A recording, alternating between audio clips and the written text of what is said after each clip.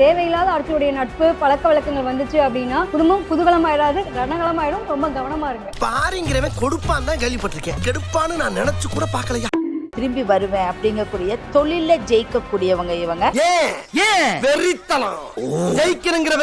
வாழ்க்கையில ஜெயிக்கக்கூடியவங்க. கஸ்டமர்ஸ் இருக்குங்க, அதனால என்ன பண்ணணும், உங்க ஹெல்த் ரொம்ப நல்லா பாத்துக்கிறதுனால ஜிம் போறது எக்ஸசைஸ் பண்றதெல்லாம் கண்டிப்பா இம்பார்ட்டன்ட். உணவு விஷயத்திலையும் நீங்க ரொம்ப கரெக்டா இருக்கணும். ஒரு முதலாளித்துவம், ஒரு சுயமாக தொழில் ஆரம்பிக்கக்கூடிய ஒரு தருணம். இதுல பெண்கள் தான் அதிகமாக ஆக போறாங்க. த்ரிஷாலனா நயன்தாரா வரலாங்க. ஒண்ணு நீங்க இருக்கத்துல நான் இருக்கணும், இல்ல நான் இருக்கத்துல நீங்க 2 பேரும் இருக்கணும். அவ்வளவுதான். நயன்தாராவோட இருக்கும்போது த்ரிஷா வந்தா பிரச்சனை ஆயிடும். கவனமா இருங்க. இந்த விருச்சிகத்துல ஆண் பெண் இருபாலருமே இந்த வருஷம் பாத்தீங்க அப்படின்னா உங்களுக்கு 8ல இருந்து அதிர்ஷ்டம் அது இஷ்டப்பட்ட போல வந்துகிட்டே இருக்கும். அதை பயன்படுத்தக்கூடிய ஒரு காலம் இருக்கு. இன்னைக்கு ஆரோக்கியம் இல்லைன்னா எதுவுமே இல்லைங்க. செவிறு இருந்தாதான் சித்திரம் வரைய முடியும். அப்படி இருக்கும்போது என்னதான் ஓடி ஓடி உழைத்தாலும் நாம் தேடி வைக்கும் செல்வம் ஆரோக்கியம் ஒன்றுதான். இந்த வருஷம் தான் நீங்க பிறந்திருக்கிறீங்க. இந்த வருஷம் தான் நீங்க எழுந்து நடக்கக்கூடிய ஒரு அமைப்பு. இந்த வருஷத்துல இருந்து அந்த முதலாளித்துவம் அதிகரித்து உங்களுடைய பிசினஸ் பார்த்தீங்கன்னா மிகப்பெரிய அளவுக்கு உச்சத்தை தொடக்கூடிய அளவிற்கு மிகப்பெரிய ஒரு மாற்றத்தை இந்த ராசி என்பர்கள் இந்த 2026ல் அனுபவிக்க போறாங்க.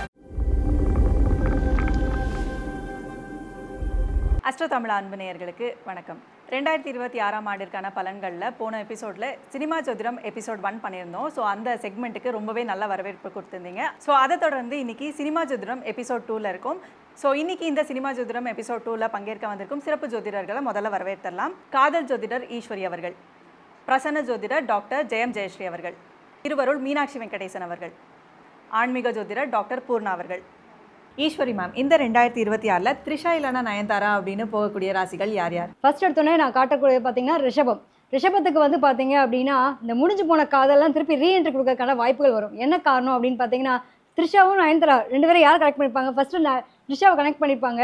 த்ரிஷா வந்து கிளம்பி போயிருப்பாங்க, எனக்கு வேணாம் எனக்கு விட்டுட்டு போயா அப்படின்ற மாதிரி கிளம்பி போயிருப்பாங்க. நயன்தாரா வந்ததுக்கப்புறம் இல்லை எனக்கு உன்னை ரொம்ப பிடிக்குது, நீ தான் எனக்கு இல்லாமல் என் வாழ்க்கையில் ஒன்றுமே இல்லைன்ற மாதிரி ரீஎன்ட்ரி கொடுப்பாங்க. ஒரே கல்ல 2 மாங்கன்ற மாதிரி இதெல்லாம் நீங்கள் அனுபவிக்க வேண்டிய காலகட்டம். ரொம்ப கவனமாக இருங்க. முடிஞ்சு போன காதெல்லாம் ரீஎன்ட்ரி கொடுக்கும், ரொம்ப கவனம். அடுத்ததாக பார்த்தோம் அப்படின்னா கடகம். கடகத்தில் பார்த்தீங்க அப்படின்னா இவங்களுக்கு 2ஆம் இடத்துலேயே வந்து கேது வராரு. குடும்பம் வாக்கு தனம் சொல்லக்கூடிய இடம் தான் நமக்கு அது 2ஆம் இடம். அந்த 2ஆம் இடத்துல கேது வரும்போது பார்த்தீங்க அப்படின்னா இவங்களுக்குமே வந்து இந்த பொண்ணு இல்லைன்னா என்னப்பா ஏன் இவ்வளோ நாள் உட்காந்து புலம்பிட்டு இருந்தோம், குரு வந்தோன்னே என்ன பண்ணோம் அப்படின்னா உட்காந்து நம்மளா காத்துட்டு இருந்து இவ்வளோ தூரம் நம்ம கெஞ்சி நம்மளோட தன்மானமே போச்சு, இதுக்கு மேலே என்ன ஆக போகுது, இந்த பிள்ளை தூக்கி போட்டு இன்னொரு பிள்ளையை பார்ப்போம்ப்பா அப்படிங்கிற அளவுக்கு எண்ணங்கள் தோணும். ஸோ கடகத்தில் இருக்கவங்களுக்கும் 2வது காதல் மலர்றதுக்கான வாய்ப்புகள் உண்டு. த்ரிஷா இல்லைன்னா நயன்தாரா. அடுத்ததாக பார்த்தோம் அப்படின்னா சிம்மராசி.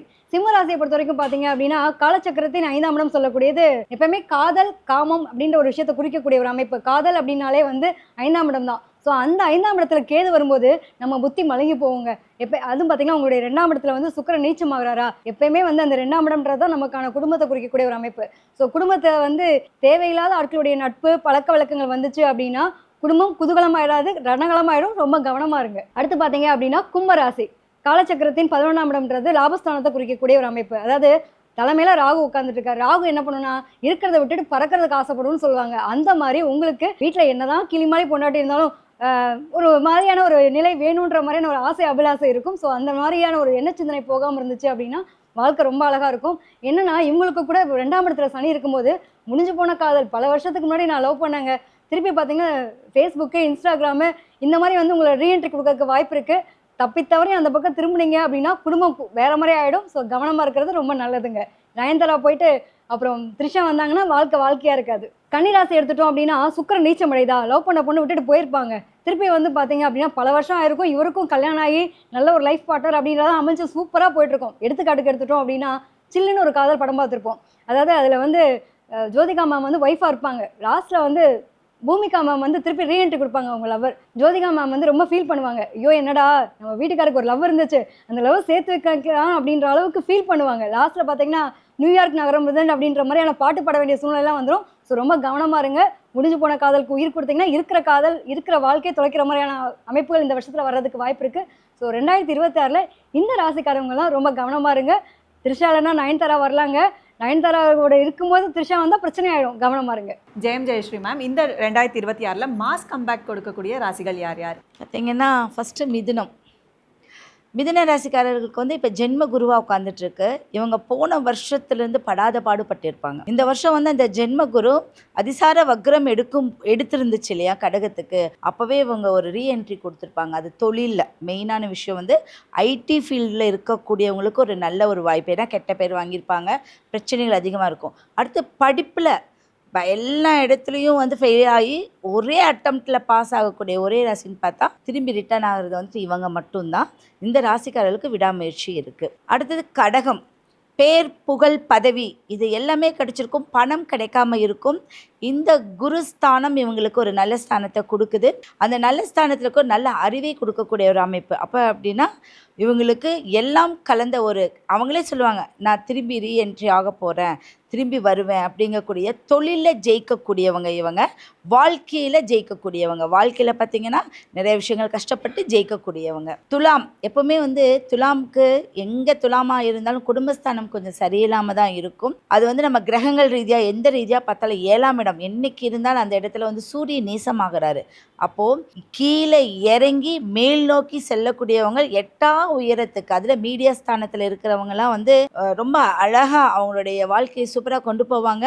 இவங்களுக்கு ஆன்மீகம் ஜோதிடம் சம்மந்தப்பட்ட விஷயங்கள்லாம் வரும். திடீர் முயற்சி விரைவான முயற்சியாக இவங்க வந்து சூப்பராக வெளி உலகத்துக்கு தன்னை தனித்துவமாக காட்டிக்கொள்ளக்கூடிய திறமையானவர்கள். விருச்சிகம். விருச்சிகம் எப்படின்னா உடம்பால் கஷ்டப்பட்டு மனதால் கஷ்டப்பட்டு தன்னை வருத்தி கொண்டு திரும்பவும் வெளி உலகத்துக்கு பெரிய லெவலில் தொழிலில் சொந்த தொழிலில் பெரிய லெவலுக்கு வரக்கூடியவங்க இந்த விருச்சிக ராசி. இந்த விருச்சிகத்தில் ஆண் பெண் இருபாலருமே இந்த வருஷம் பார்த்தீங்க அப்படின்னா உங்களுக்கு 8ல் இருந்து அதிர்ஷ்டம் அது இஷ்டப்பட்ட போல் வந்துக்கிட்டே இருக்கும். அதை பயன்படுத்தக்கூடிய ஒரு காலம் இருக்குது. கன்னி வந்து திருமணம் ஆகாமல் எத்தனையோ பேர் இருப்பாங்க. திருமணம் ஆனாலும் நீங்கள் நிறைய பேர் வந்து இதில் இருக்கிறவங்க நீங்கள் பாருங்கள், கல்யாணம் ஆகாதவங்க இருப்பாங்க, இல்லை திருமணமாகி கணவன் மனைவி வந்து பெரிய லெவலுக்கு இல்லாதவங்களாக இருப்பாங்க. ஆனாலும் சாதிக்க திறமையோட படிப்பில் ரொம்ப கவனம் செலுத்துவாங்க, இல்லை தொழிலில் கவனம் செலுத்தி இந்த வருஷம் நான் எதையாவது சாதிச்சிடும். 50 வயசுக்கு மேலே இருக்கிறவங்க கூட படிப்பில் நான் வெளி உலகத்துக்கு வரேன் பாரு, நான் வந்து டிகிரி பெரிய லெவலில் வரேன் பாரு, PhD முடிக்கிறேன் பாருன்னு சொல்லிட்டு 100% இதுக்குள்ளே வருவீங்க. ஏதாவது ஒரு விஷயத்தில் முன்னேறிக்கிட்டே இருப்பீங்க. அது உங்களுக்கு நல்லா சப்போர்ட் பண்ணும்.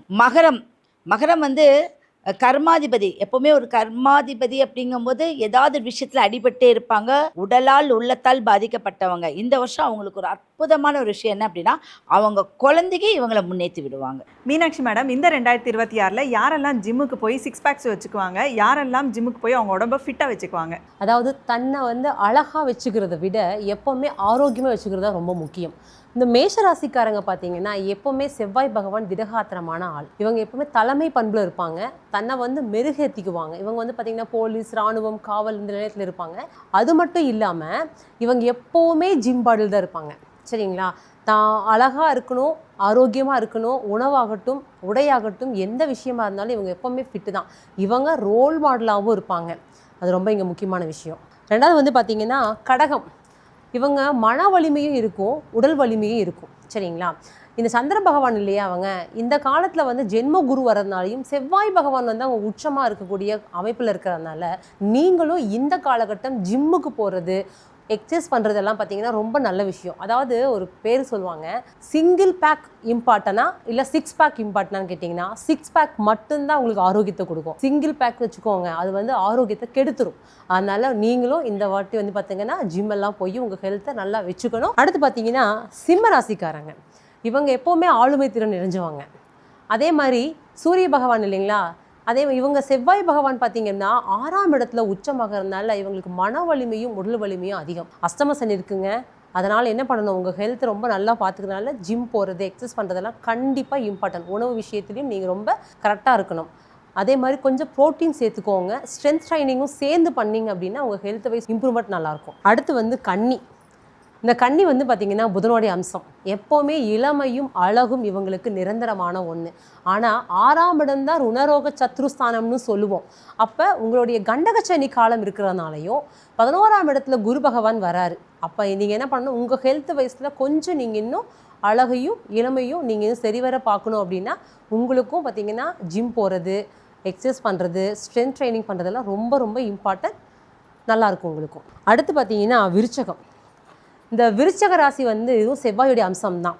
இந்த செவ்வாய் அம்சம் வந்து பார்த்திங்கன்னா எப்போவுமே ஆளுமை திறன் தான். அந்த உடல் ரத்தம் அப்படின்னாவே இவங்களை தான் குறிக்கணும். அப்போ இந்த விருச்சகத்தில் வந்து பார்த்திங்கன்னா குரு பகவான் 9ஆம் இடத்துக்கு வராரு, சனி பகவான் 5ல் இருக்காங்க. ஆனால் 4ஆம் வீட்டில் ராகு இருக்கிறதுனால நீங்கள் உங்கள் ஹெல்த்தை சரிவர பார்த்துக்கணும். சரிங்களா? பார்த்துட்டா மட்டும்தான் நிறையா விஷயம் மாற்றம் கிடைக்கும். இன்றைக்கி ஆரோக்கியம் இல்லைன்னா எதுவுமே இல்லைங்க. செவுரு இருந்தால் தான் சித்திரம் வரைய முடியும். அப்படி இருக்கும்போது என்னதான் ஓடி ஓடி உழைத்தாலும் நாம் தேடி வைக்கும் செல்வம் ஆரோக்கியம் ஒன்று தான். அதனால் இன்றைக்கி ஆரோக்கியத்திற்கு முக்கியத்துவம் இந்த காலகட்டத்தில் கண்டிப்பாக கொடுக்கணும். அடுத்து பார்த்திங்கன்னா மகர ராசி. இவங்க எப்படி இருப்பாங்கன்னா இவங்களும் சரியாக இருப்பாங்க, தன்னை சுற்றியும் சரியாக வச்சுக்குவாங்க. ஆரோக்கியத்தில் வந்து பார்த்திங்கன்னா எப்போவுமே நீங்கள் சரியாக இருக்கக்கூடிய நபர் தான் மகரத்தில் இருக்கவங்க. அப்போ நீங்கள் உங்கள் ஆரோக்கியத்தையும் பேணி காத்துட்டு சுற்றி சொல்லிக் கொடுக்கக்கூடிய விஷயத்தில் இருக்கிறதுனால, ஏன்னா குரு வந்து உங்கள் ராசியில் வந்து நீச்சமாக இருந்தாலும் நீச்சமான கிரகம் தான் தன்னை வந்து அந்த காரகத்துவத்தை வந்து ஏற்படுத்திக்கிறதுக்கும் அதை உள்ளே அடக்கி வச்சுக்கிறதுக்கும் போராடும். அங்கே செவ்வாய் உச்சம். அதனால் உங்கள் உடல் ஆரோக்கியத்தையும் நீங்கள் சரியாக பார்த்துக்குவீங்க, மற்றவங்களுக்கும் சொல்லிக் கொடுக்க லீடர் பொசிஷன் நீங்கள் இருப்பீங்க. அதனால் இந்த மகரம் என்றைக்குமே தனி பதிவு தான். பூர்ணா மேடம், இந்த 2026 யாரெல்லாம் முதலாளி ஆக போகிறாங்க? கண்டிப்பாக இந்த வருடம் 2026 முதலாளியாக போகும் முதல் ராசி என்பர்கள் நம்ம தனுசு ராசி என்பர்கள். நம்ம பாட்ஷா படத்தில் தலைவர் சொல்கிற மாதிரி நான் அப்படித்தான் செய்வேன், இப்படித்தான் வருவேன், கால் மேலே கால் போட்டு உட்காருவேன், அந்த மாதிரியாக ரஜினிகாந்த் சொல்கிற அளவுக்கு இவர்களினுடைய முதலாளித்துவம் அப்படின்றது அதிகரிக்கக்கூடிய ஒரு டைமாக தான் இருக்க போது. இந்த 2026 தொழில் செய்யக்கூடிய வாய்ப்புகள் அதிகரிக்கக்கூடிய ஒரு நேரம். இது நாள் வரைக்கும் மற்றவங்க கிட்ட கையேந்தி இருக்கக்கூடிய ஒரு நிலைமை மாறி இந்த வருடம் முதலாளியாக ஆக போகக்கூடிய ஒரு நிலைமை மாறக்கூடிய ஒரு தருணம் தான் இந்த தனுசு ராசி என்பர்களுக்கு. அடுத்து கன்னி ராசி என்பர்கள். நிறைய இழப்புகளை சந்தித்த இந்த கன்னிராசி என்பர்களுக்கு இந்த 2026 ஓன் பிஸ்னஸ் அப்படின்றது அதிகப்படியாக வாய்ப்புகள் இருக்குது. அதுலேயும் மீடியா சம்மந்தப்பட்ட இடத்துல கன்னிராசி என்பர்களுக்கு மற்றவர்கள்கிட்ட கையேந்தி இருக்கக்கூடிய ஒரு காலம் மாறி போய் இன்றைக்கு இந்த 2026 தொடக்கத்திலேயே பார்த்திங்கன்னா ஒரு முதலாளித்துவம், ஒரு சுயமாக தொழில் ஆரம்பிக்கக்கூடிய ஒரு தருணம். இதில் பெண்கள் தான் அதிகமாக ஆக போகிறாங்க.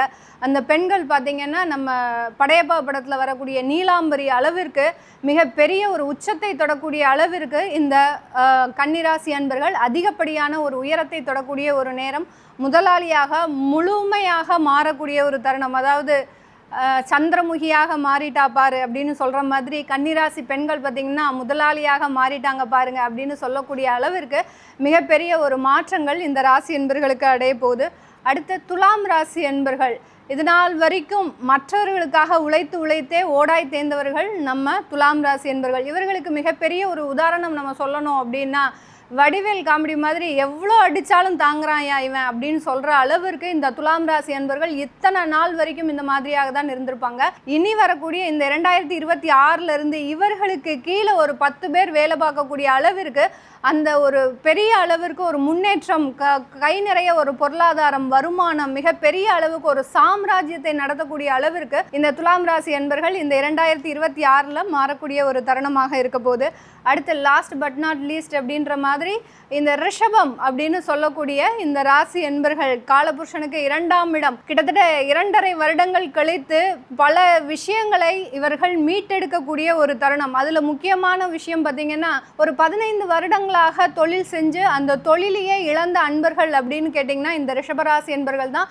இது ஒரு தொடக்கம் தான் இவர்களுக்கு. இந்த 2026 பார்த்திங்கன்னா இதுதான் ஃபஸ்ட்டு ஒரு ஸ்டார்டிங் பாயிண்ட் மாதிரி. இந்த வருஷம் தான் நீங்கள் பிறந்திருக்கிறீங்க, இந்த வருஷம் தான் நீங்கள் எழுந்து நடக்கக்கூடிய ஒரு அமைப்பு. இந்த வருஷத்துலேருந்து அந்த முதலாளித்துவம் அதிகரித்து உங்களுடைய பிஸ்னஸ் பார்த்திங்கன்னா மிகப்பெரிய அளவுக்கு உச்சத்தை தொடக்கூடிய அளவிற்கு மிகப்பெரிய ஒரு மாற்றத்தை இந்த ராசி என்பர்கள் இந்த 2026 அனுபவிக்க போகிறாங்க. ரொம்பவே இன்ட்ரெஸ்டிங்காக இந்த சினிமா ஜோதிடம் எபிசோட் 2 வந்து இருந்தது. இதே மாதிரி இன்ட்ரெஸ்டிங்காக அடுத்தடுத்த பதிவுகள் பார்க்க நம்ம அஸ்ட்ரோ தமிழா சேனலை ஃபாலோ பண்ணிக்கோங்க. ஸோ இதே மாதிரி அடுத்த சினிமா ஜோதிடம் எபிசோடில் என்ன மாதிரியான சினிமா டயலாக்ஸாக, கொஷன்ஸாக கேட்கலாம் அப்படிங்கிறத கமெண்ட் பாக்ஸில் கமெண்ட் பண்ணுங்கள்.